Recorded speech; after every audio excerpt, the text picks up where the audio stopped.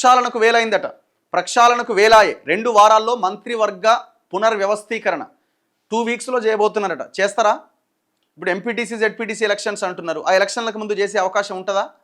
ఒకవేళ కొంచెం అటు ఇటు అయితే, అసంతృప్తి పెరిగితే పరిస్థితి వేరే రకంగా ఉండే అవకాశం ఉంది. సో మరి ఆ నిర్ణయం ఎలక్షన్స్కి ముందు తీసుకుంటారా?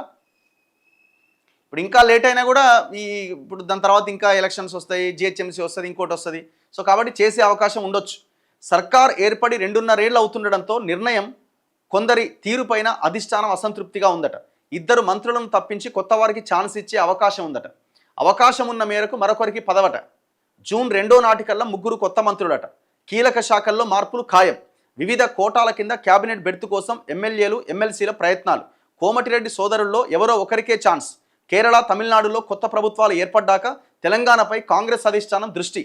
టీపీసీసీ కార్యనిర్వాహక అధ్యక్షులపైన నిర్ణయం తీసుకోబోతున్నారట. ఎవరిస్తారు మరి వర్కింగ్ ప్రెసిడెంట్ పదవులు? ఎవరికి ఇస్తారు? 2.5 ఏళ్ళు అవుతుంది. క్యాబినెట్లో ఇంకా ఖాళీలు ఉన్నాయి, పార్టీ పదవుల్లో ఖాళీలు ఉన్నాయి, ఏవి భర్తీ చేస్తలేరు. ఇప్పుడు ఇంకోటి ఇందులో ఏమంటున్నారు, 2 మంత్రులను తప్పించి కొత్త వారికి అవకాశం ఇస్తారట. కొందరి తీరుపైన, పనితీరుపైన అసంతృప్తి ఉందట. ఎవరి పనితీరుపైన? ఎవరిని తప్పిస్తారు? ఇప్పుడు కరప్షన్ అనే కోణమే తీసుకుంటే పొంగులేటి శ్రీనివాసరెడ్డిని ఇమీడియట్గా తప్పియాలి, ఇల్లుగులో కొట్టిన తుమ్మల నాగేశ్వరరావుని తప్పియాలి, అంతే కదా. మరి ఇవన్నీ పెద్ద పెద్ద వికెట్లు కదా. మరి కరప్షను పనితీరు మీదనే దృష్టి పెడితే వీళ్ళని తప్పియాల్సిందే కదా. ఆరోపణలు వచ్చిన భట్టిని తప్పియాల్సి వస్తుంది, మైనింగ్ సంబంధించి వాటికి సంబంధించి పనిచేస్తాడన్న వెంకటరెడ్డిని తప్పియాల్సి వస్తుంది. మరి వీళ్ళని తప్పిస్తారా? అవకాశం ఉందా? ఎవరిని తీసేస్తారు? రేవంత్ రెడ్డిని తిట్టిన కొండా సురేఖను తీసేసే అవకాశం ఉంది. ఇట్లాంటి లీకులు ఇస్తున్నారు, ఇట్లాంటి లీకులు ఇచ్చే ప్రయత్నం చేస్తున్నారు. పొన్నం ప్రభాకర్ కూడా దొరికిండు. ఇక అది పెట్టి కూడా ఆయన కూడా లేపినా ఆశ్చర్యం లేదు, కానీ లేపరు. ఎందుకంటే నోరు పెద్దది కదా పొన్నం ప్రభాకర్ది. సో నోరు పెద్దది కాబట్టి లేపరు. నేను అనుకోవడం ఎవరిని తప్పించకపోవచ్చు, నా ఉద్దేశం ప్రకారం ఎవరిని తప్పించకపోవచ్చు, కానీ శాఖల్లో మార్పులు ఏమైనా చేసే అవకాశం ఉండొచ్చు. సో ఎవరిని తప్పిస్తారు? ఇప్పుడు కరప్షను ఆర్ పనితీరును బేస్ చేసుకొని మీరు నిర్ణయం తీసుకున్నా అందరిని తీసి అవతల పడేయాలి. అసలు క్యాబినెటే ఉండదు, ముఖ్యమంత్రే ఉండడు. ఒకవేళ పనితీరును బేస్ చేసుకొని కనుక మీరు నిర్ణయాలు తీసుకోవాలంటే ఎట్లా తీసుకుంటారు? ఏ పనితీరు ఎవరిని తీసేస్తారు? ఇప్పుడు కోమటిరెడ్డి సోదరులో ఎవరో ఒకరికే ఛాన్స్ ఇచ్చే అవకాశం ఉంది అంటున్నారు. ఇప్పుడు వాళ్ళ ఫ్యామిలీలోనే వాళ్ళు మాట్లాడుకొని ఇక అయిపోయింది 2.5 ఏళ్ళు, నువ్వు పక్కకు తప్పుకో, రాజగోపాల్ రెడ్డి వస్తాడని వాళ్ళే నిర్ణయం తీసుకునేలాగా హైకమాండ్ వాళ్ళకి చెప్పినట్టుగా వార్తలు అయితే వస్తున్నాయి. చూడాలి మరి ఆ నిర్ణయం ఎట్లుంటుందని. ఇప్పుడు ఇద్దరికి ఇవ్వడం వల్ల జరిగే నష్టం ఏంటంటే అక్కడ ఆల్రెడీ ఉత్తమ్ కుమార్ రెడ్డి అయిండు, కోమటిరెడ్డి వెంకటరెడ్డి అయిండు, 2 మంత్రులు అయిపోయారు. ఇంకెవరైనా ఉన్నారా? 2 కదా. తర్వాత ఇప్పుడు ఒకవేళ రాజగోపాల్ రెడ్డికి ఇస్తే 3 అవుతారు. ఒకే జిల్లా నుంచి 3 అవుతారు, ఒకే కులం నుంచి 3 అవుతారు, ఒకే ఫ్యామిలీ నుంచి 2 అవుతారు. బట్ ఇన్ని ఈక్వేషన్స్ ఉన్నాయి కాబట్టి ఇది కొంత ఇబ్బందిగా ఉండడంతో వెంకటరెడ్డిని తప్పించి రాజగోపాల్ రెడ్డికి ఇచ్చారు అనుకోండి, ఏ ఇబ్బంది లేదు కదా. సో అది చేసే అవకాశం ఉంది. సో మరి వెంకటరెడ్డి తప్పుకుంటాడా అంటే ఇది వాళ్ళ ఫ్యామిలీలోనే నిర్ణయం తీసుకునేలాగా వీళ్ళు ముందే చెప్పినట్టున్నారు. మీరు డిసైడ్ చేసుకోండి ఏదో ఒకటి, లేకపోతే ఇబ్బంది అవుద్దని. మరి వెంకటరెడ్డి ఏమన్నా లేదు ఎట్లా అని అంటాడా? చూడాలి. మరి రాష్ట్రంలో మంత్రివర్గ ప్రక్షాళనకు రంగం సిద్ధమవుతోంది. ప్రభుత్వం ఏర్పాటై 2.5 ఏళ్లు పూర్తవుతుండడం, పలువురు మంత్రుల పనితీరుపై అసంతృప్తి, హామీ పొందిన వారికి అవకాశం కల్పించడం లక్ష్యంగా మంత్రివర్గ పునర్వ్యవస్థీకరణకు ఏర్పాట్లు జరుగుతున్నట్టుగా తెలిసింది.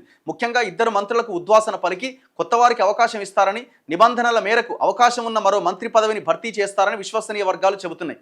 2 వారాల్లో ఈ వ్యవహారం ఒక కొలిక్కి రావచ్చని, జూన్ 2వ తేదీన రాష్ట్ర అవతరణ దినోత్సవం నాటికి 3 కొత్త మంత్రులు కొలువుదీరే అవకాశం ఉందని పేర్కొంటున్నాయి.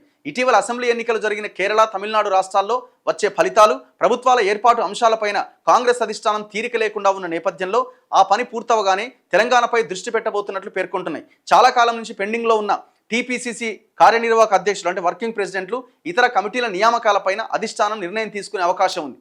ఇప్పుడు కొంత తెలంగాణ సోయి ఉండి ఉద్యమ సమయంలో ఉన్న వాళ్ళకి ఎట్లాగో వాళ్ళు ఎమ్మెల్యేలు కాదు కాబట్టి మీరు మంత్రివర్గంలో అవకాశం లేదు వాళ్ళకి. అట్లీస్ట్ మీ పార్టీ బాగు కోసమైనా కొంత తెలంగాణ ఉద్యమకారులను, తెలంగాణ సోయినులకు పదవులు ఇచ్చే ప్రయత్నం చేయండి.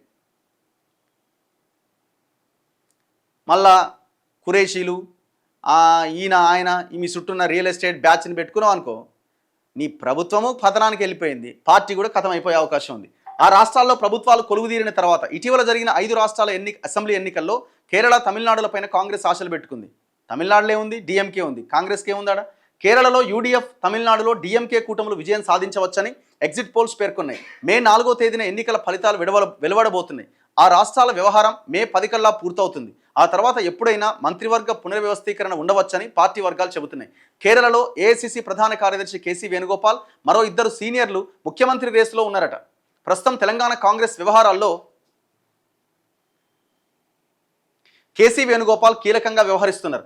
ఆయన్ను ముఖ్యమంత్రిగా ఎంపిక చేస్తే నూతన సంస్థాగత వ్యవహారాల ప్రధాన కార్యదర్శిని నియమించాల్సి ఉంటుంది ఆయన ప్లేస్లో, ఎందుకంటే తెలంగాణ వ్యవహారాలు ఆయనే చూస్తుండు. అదే జరిగితే తెలంగాణలో మంత్రివర్గ ప్రక్షాళన కాస్త ఆలస్యం కావచ్చని అంటున్నారు. కీలక శాఖల్లో మార్పులు ఖాయం. మంత్రివర్గ ప్రక్షాళనలో భాగంగా కీలక మంత్రుల శాఖల్లో మార్పులు జరిగే అవకాశం ఉందని కాంగ్రెస్ నేతలే చెబుతున్నారు. అసెంబ్లీ ఎన్నికల ముందు నుంచి కాంగ్రెస్ ప్రతిష్టాత్మకంగా తీసుకున్న అంశాలకు సంబంధించిన 2-3 శాఖల మంత్రుల పనితీరు పట్ల అధిష్టానం అసంతృప్తిగా ఉందట. ప్రజలతో ప్రత్యక్ష సంబంధం ఉండే ఆ శాఖల మంత్రుల పనితీరుపై ఇప్పటికే నివేదికలు తెప్పించుకొని పరిశీలించిందని వివరిస్తున్నారు. ఈ క్రమంలో సదరు శాఖలను ఇతరులకు కేటాయించే అవకాశం ఉంది. దీంతో ఇతర మంత్రుల శాఖల్లో మార్పులు తప్పవని చెబుతున్నారు. పనితీరుతో పాటు సామాజిక ఇతర సమీకరణాల ఆధారంగా 2 మంత్రులను తప్పించవచ్చని అంటున్నారు.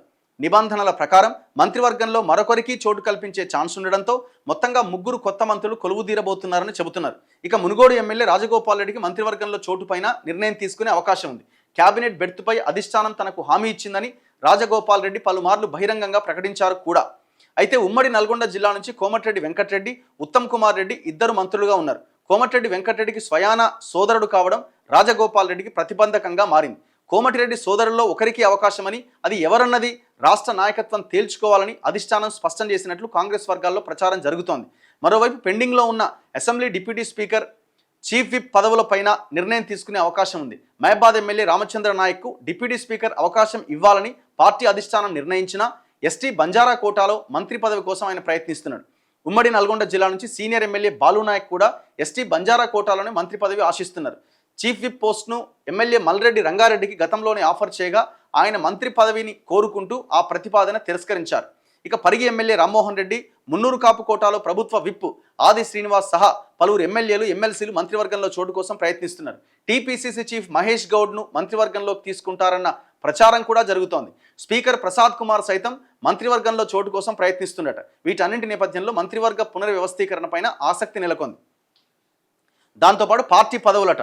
టీపీసీసీలో పెండింగ్లో ఉన్న కార్యనిర్వాహక అధ్యక్షుల నియామకం పైన అధిష్టానం త్వరలో నిర్ణయం తీసుకోబోతుంది. Reddy, SC, Madiga, ST, Lambada, minority వర్గాల నుంచి వర్కింగ్ ప్రెసిడెంట్ల నియామకం జరగబోతున్నట్టుగా చెబుతున్నారు. ఎస్సీ మాదిగ నుంచి ఏఐసీసీ కార్యదర్శి సంపత్ కుమార్ పేరు పరిశీలిస్తున్నారు.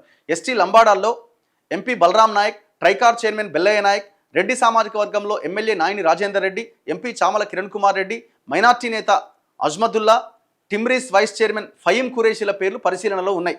ఇక ప్రచార కమిటీ చైర్మన్గా మధు యాష్కి గౌడ్ను కొనసాగించాలా, కొత్త వారికి అవకాశం ఇవ్వాలా అన్నదానిపైన నిర్ణయం తీసుకోబోతున్నారు.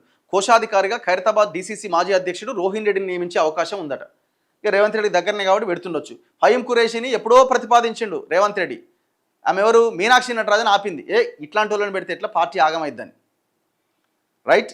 ఆయన ఇంకా చాలా భయంకరమైన పదంతో సంబోధించిందట. ఇంకా అది వేరే విషయం అది. సో ఇప్పుడు మరి ఎవరికి ఇస్తారు ఎస్టీ కోటాలో? ఇప్పుడు బలరాం నాయక్ ఆల్రెడీ ఆయన ఎంపీ కదా. ఇప్పుడు ఆ ట్రైకార్ చైర్మన్ బెల్లయ్య నాయక్ తెలంగాణ ఉద్యమకారుడు, మీ కాంగ్రెస్ ఐడియాలజీ ఉన్న వ్యక్తి. అట్లాంటి వాళ్ళకి ఇచ్చే ప్రయత్నం చేస్తే కొంచెం పార్టీ నిలబడే అవకాశం ఉంటుంది. కానీ ఆడ ఇప్పుడు మళ్ళీ అది లైన్, ఇప్పుడు రేవంత్ రెడ్డికి ఆ లైన్కి మళ్ళీ సెట్ కాదేమని రేవంత్ రెడ్డి భావిస్తాడేమో. అయినా కూడా మిమ్మల్ని మోస్తూనే ఉన్నాడు ఆయన.